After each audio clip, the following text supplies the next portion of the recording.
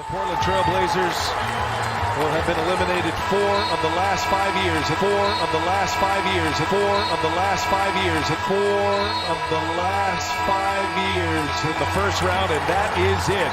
Nikola Jokic. Yes, sir, Sid. Hey, listen, this is a big game. Melo, 27,000 points. Hell yeah! Rocco, 1,000 threes. And 500. And 0 championships. We will miss you, Terry Stotts. We will. Yo, what's going on, guys? Welcome back. Today is a very depressing day. It's gonna take a while to get over it as Rip City mourns the Game 6 loss to the Denver Nuggets in the first round of the playoffs. And let's just say I am appalled. So Denver moves on to the second round and advances to face the Suns in the second round of the playoffs. So congratulations to the Nuggets. No love lost between us aside from your fans, which can be assholes sometimes. But nonetheless, Jokic, you played great. And you guys deserve all the credit in the world for beating this embarrassment of a Blazer team that we saw play in this Game 6. It was pretty ridiculous. That being said, let's get right into the video. So, the Trail Blazers started off the game pretty well, to be honest with you. We were up by as many as 13 points entering the third quarter, or I believe in the middle of the third quarter. Throughout the first half, it was more or less back and forth. We were kind of going at each other's neck. Portland was still playing really well at home, and you know, of course, defense was an issue, but the biggest thing is that Nurk didn't get in foul trouble in the first half. So, really solid start, and when Nurk's not in foul trouble, that's when you know the Blazers are going to have a really good game, because that means we can finally have him on the defensive end. Portland played pretty well to start the first half. So, once the third quarter hit, the Blazers started to fall apart. We blew a 13-point lead at the end of that third quarter in less than what it felt like 2 minutes. So, at one point, Portland was playing really good. All of a sudden, they couldn't buy a bucket.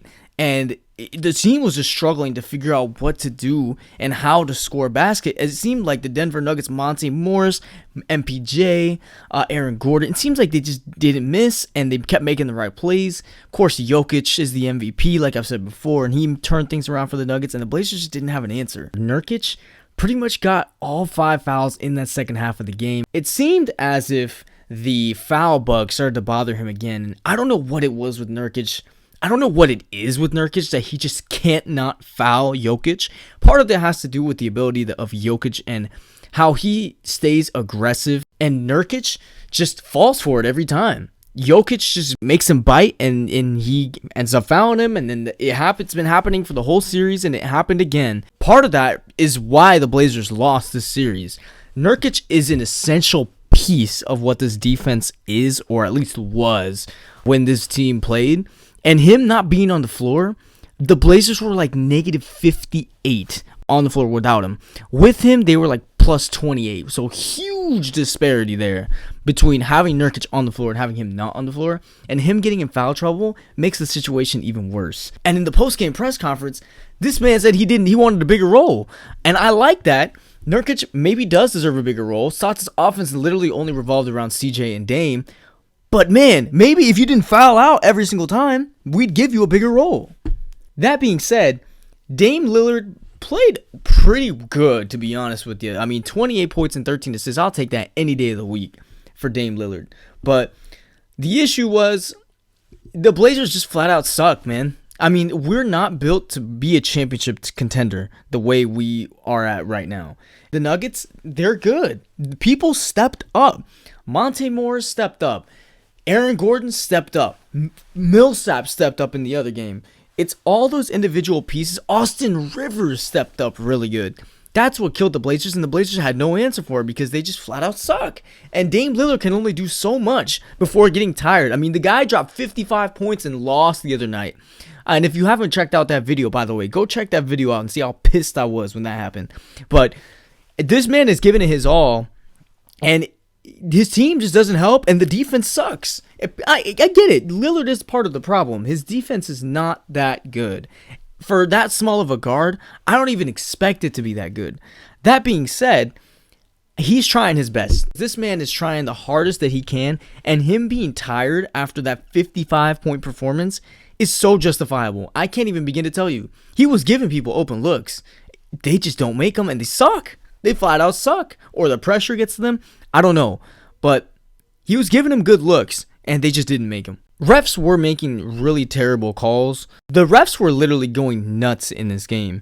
Really ticky-tacky calls were being made on the Blazers. There was a play of an out-of-bounds possession that they were discussing about who was going to get the possession, and it ended up going to Denver after the easiest review. They ended up calling stupid fouls on Nurkic. The refs do what they do, right? That's going to happen no matter what. So I don't want to talk about the refs too much, but we can't escape from the fact that the NBA referee system, how it is right now, is terrible. I don't know what's been going on lately. It seems like one night the refs just favor one team, the other night the refs favor the other team.